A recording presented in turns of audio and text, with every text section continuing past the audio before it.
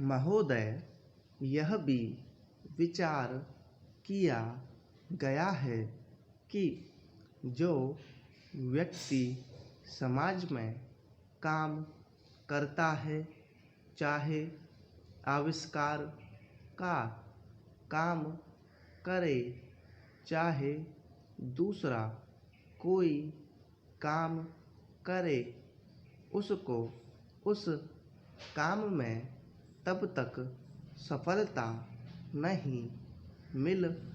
सकती है जब तक कि समाज का सहयोग या समाज ने जो परिश्रम किया है या कुछ आविष्कार किया है उसका उपयोग उसको प्राप्त न हो, उसका उपयोग वह न कर सके। इसलिए जब भी कोई व्यक्ति किसी वस्तु का आविष्कार करता है तो आविष्कार करने में न केवल उसका अपना परिश्रम रहता है, लेकिन साथ ही साथ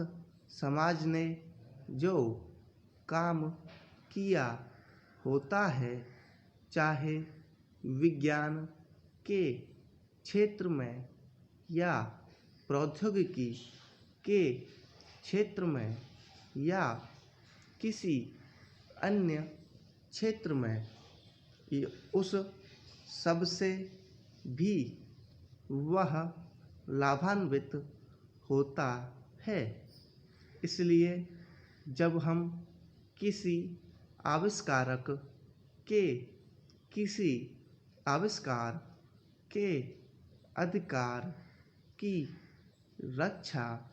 करना चाहते हैं तो उसके साथ साथ यह भी विचार हमारे दिमाग में आता है, जिस व्यक्ति ने समाज की सहायता से आविष्कार किया है, उस समाज को भी उसका फल अधिक से अधिक मिलना चाहिए। माननीय मंत्री जी ने भी कहा है कि पेटेंट लॉ इस सिद्धांत पर आधारित होना चाहिए। मैं समझता हूँ कि पेटेंट लॉ के पीछे दो सिद्धांत निश्चित हैं। पहला सिद्धांत तो यह है कि जो व्यक्ति परिश्रम करके धन लगाकर अपना दिमाग लगाकर के किसी वस्तु का आविष्कार करता है, उसके तथा अपने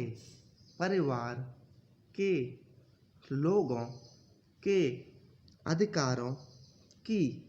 जहाँ रक्षा होनी चाहिए, उसके साथ ही साथ जैसा मैंने अभी कहा है, कोई व्यक्ति समाज में व्यर्थ में काम नहीं करता है, वरन पिछले समाज के लोगों ने जो जो काम किए होते हैं, चाहे विज्ञान के क्षेत्र में या प्रौद्योगिकी के क्षेत्र में या किसी अन्य क्षेत्र में, और जिनके आधार पर वह कोई आविष्कार करता है उसको उसका प्रतिफल तो मिले, लेकिन जो परिणाम हो उसका प्रतिफल समाज को भी मिलना चाहिए। मंत्री महोदय ने कहा है कि जो यह सिद्धांत है वह भी इस विधेयक के पीछे स्थापित किया गया है और इस बात का ध्यान रखा गया है कि जहां हम किसी व्यक्ति के आविष्कार के जो अधिकार हैं, चाहे धन के उपार्जन का अधिकार हो या प्रतिष्ठा प्राप्त करने का अधिकार हो, उसे प्रतिष्ठा का और चाहे धन का, दोनों का लाभ व्यक्ति विशेष को भी मिले।